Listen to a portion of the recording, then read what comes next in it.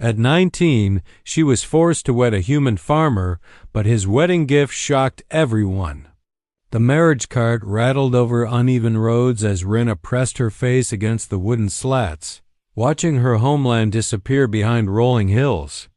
Her fox-like ears flattened against her blonde, wavy hair, and her tail striped like a cat's but bushy like a fox's curled protectively around her waist. At 19, she'd imagined many futures, but never this, sold to settle her father's gambling debts. Shipped off to marry a human she'd never met. The other hybrid women in her village had whispered warnings. Humans feared what they didn't understand. They'd work her like livestock, keep her confined, or worse, treat her as some exotic curiosity. Rena's clawed fingers gripped the edge of her threadbare cloak as anxiety twisted in her stomach. When the cart finally stopped at a modest farmstead, she steeled herself. The property stretched across gentle valleys, fields of wheat swaying in the afternoon breeze. A sturdy barn, a simple two-story house with smoke curling from its chimney. It was more prosperous than she'd expected, which somehow made everything worse. Wealthy humans could be the cruelest. The farmer emerged from the barn, and Rena's ears perked up in surprise. He wasn't old or brutish. Thomas Ashford was perhaps 30, with sun-weathered skin, dark hair tied back, and steady brown eyes that crinkled at the corners. He was tall and broad-shouldered from farm work, wearing simple clothes dusty from the day's labor. "You must be Rena," he said quietly, his voice gentle. He didn't reach for her or demand anything. The journey was long. "You must be tired and hungry." She descended from the cart cautiously, her tail swishing with uncertainty. Thomas paid the driver and collected her single-worn bag without comment on how little she owned. As they walked toward the house, Rena noticed he maintained a respectful distance. Inside, the house was clean and warm. A fire crackled in the hearth, and the scent of bread and stew filled the air. Thomas gestured to the table. "Please, sit. Eat first. We can talk after." Rena perched on the edge of a chair, her ears swiveling nervously as she watched him move about the kitchen.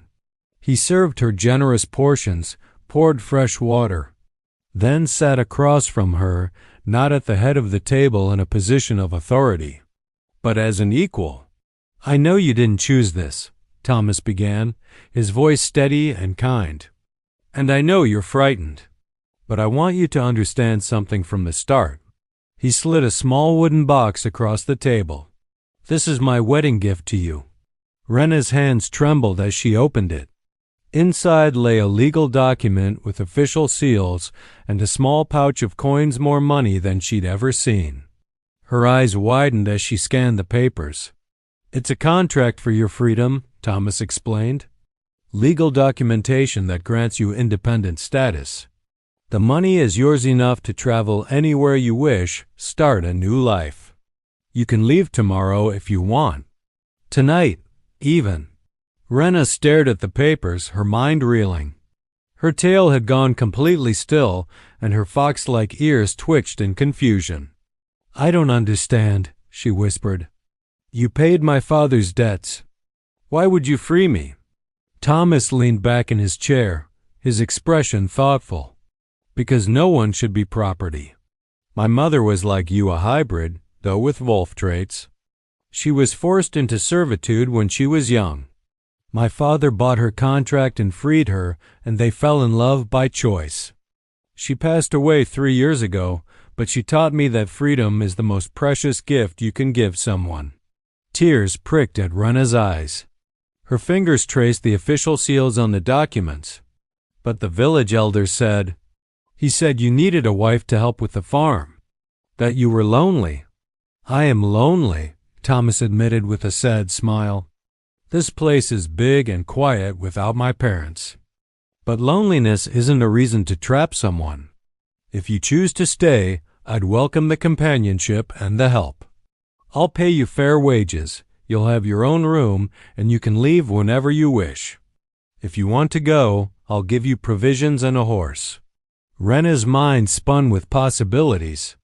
She could go to the eastern cities where hybrids had established free communities. She could travel to the coast, see the ocean she'd only heard about in stories.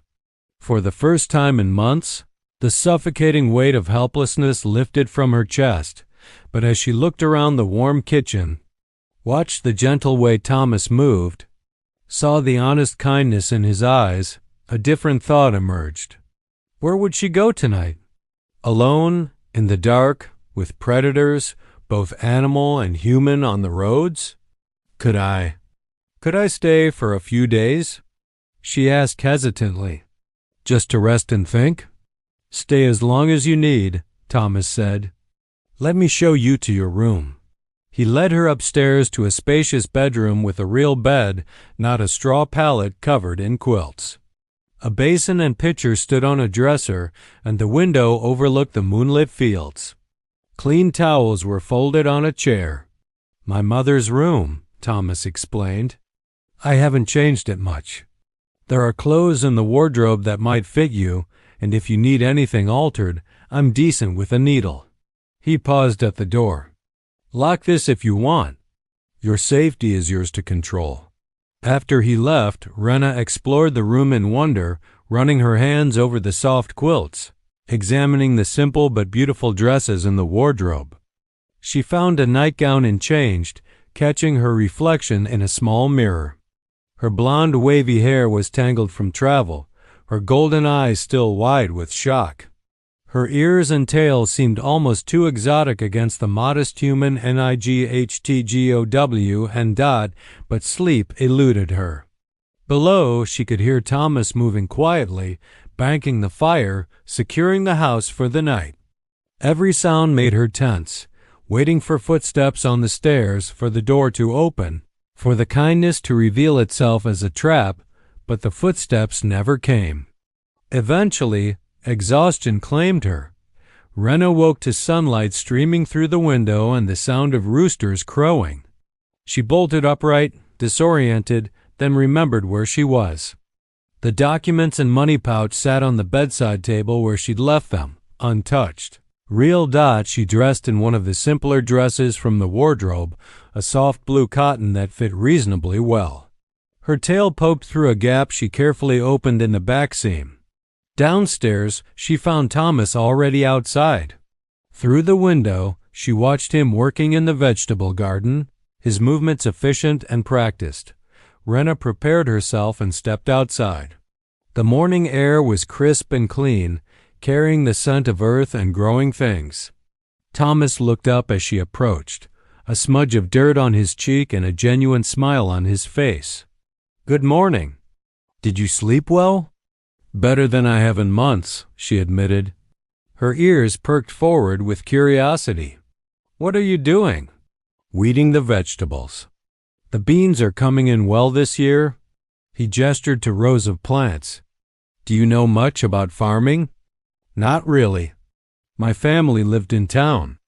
I worked at a textile shop. She hesitated. But I could learn, only if you want to. Thomas stood, brushing dirt from his hands. There's fresh bread and jam inside, and eggs if you're hungry. Take your time. I'll be working out here most of the day. Over the following days, a careful routine developed. Rena explored the property, discovering the barn with its gentle milk cow, the chickens scratching in their yard, the beehives at the edge of the orchard. Thomas worked long hours but never demanded she join him. Yet she found herself drifting outside, watching him repair fences, tend crops, and care for the animals with patient dedication. One afternoon, she approached him in the barn. Teach me? She asked simply. Thomas's face lit up. I'd be happy to. He started with the chickens, showing her how to collect eggs without startling the hens, how to scatter feed, how to check for signs of illness. Rena's quick reflexes, aided by her hybrid nature, made her a natural. Her sharp ears could hear distress calls before Thomas did, and her agile fingers were perfect for delicate tasks. You're good at this, Thomas observed as she successfully coaxed a skittish hen from beneath the roost. I like them, Rena said, surprised by her own enjoyment. They're silly and fussy, but sweet. As days turned into a week, then too, Rena found herself staying. Not because she had to, but because she wanted to. Thomas never pressed her about her plans. He paid her weekly wages, teaching her about crops and seasons and the rhythm of farm life. In the evenings, they'd sit by the fire, and he'd share stories about his parents while she talked cautiously about her childhood. Your mother, Rena said one night. What was she like? Thomas's expression softened with memory.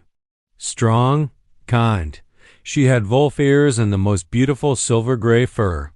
She loved to sing while she worked. He looked at Rena. She would have liked you.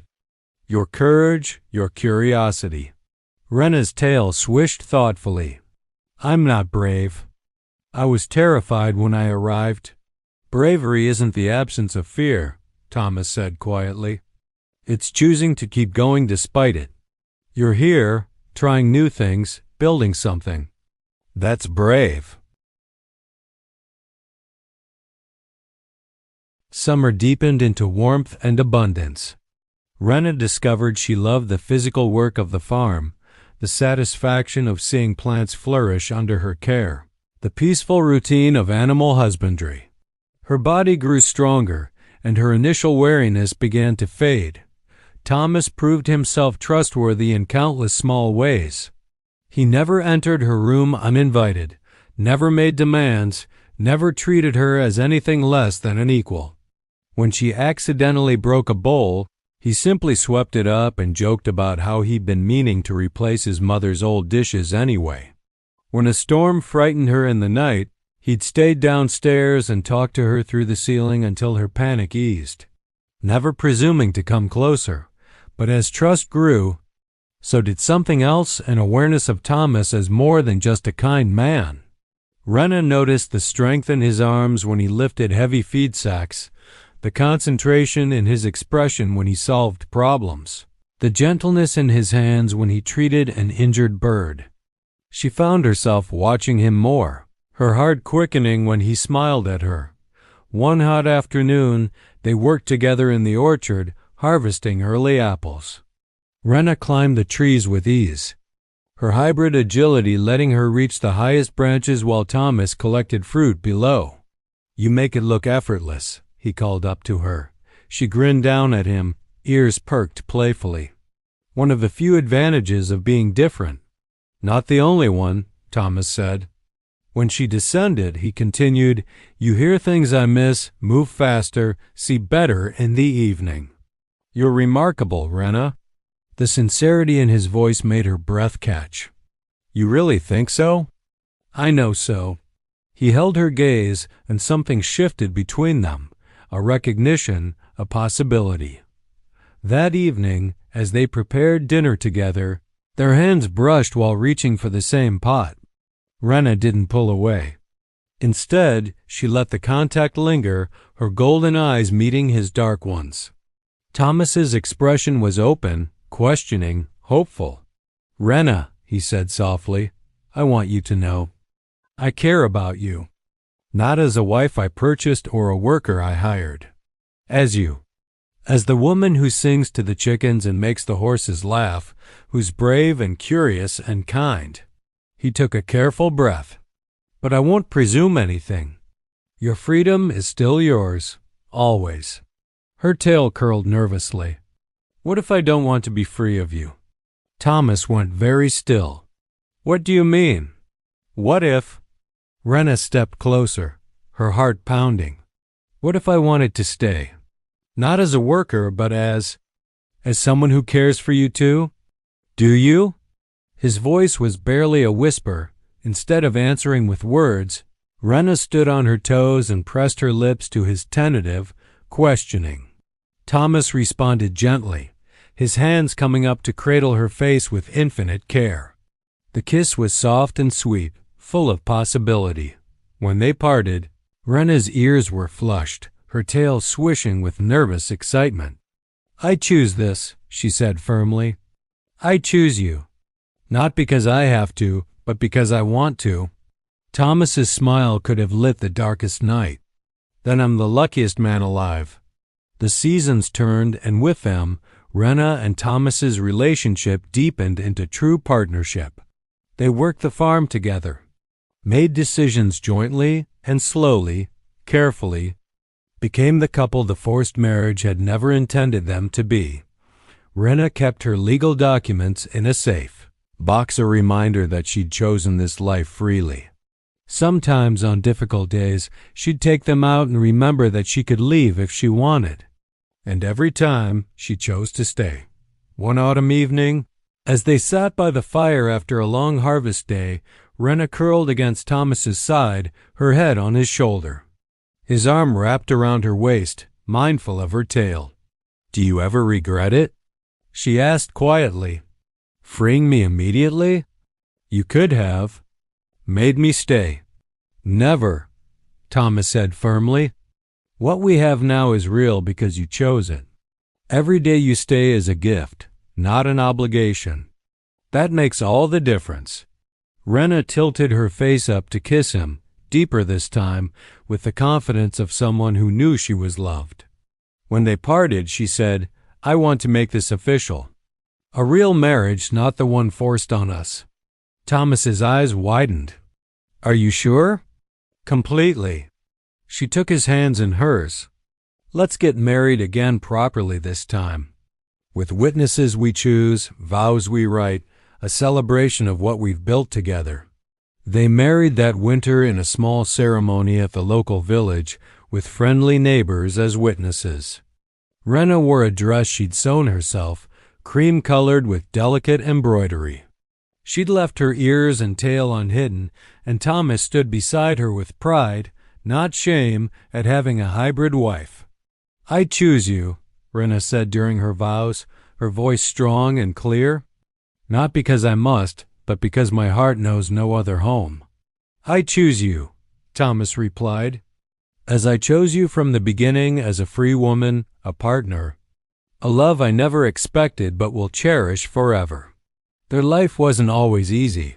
Some in the village disapproved of their union, and the farm demanded constant work. But they faced challenges together, with respect and affection and the absolute certainty that they'd chosen each other freely. Years later, when travelers would pass through and hear their story, they'd marvel at the farmer who'd freed his bride instead of claiming her. But Thomas always corrected them. "I didn't free her. I gave her the choice.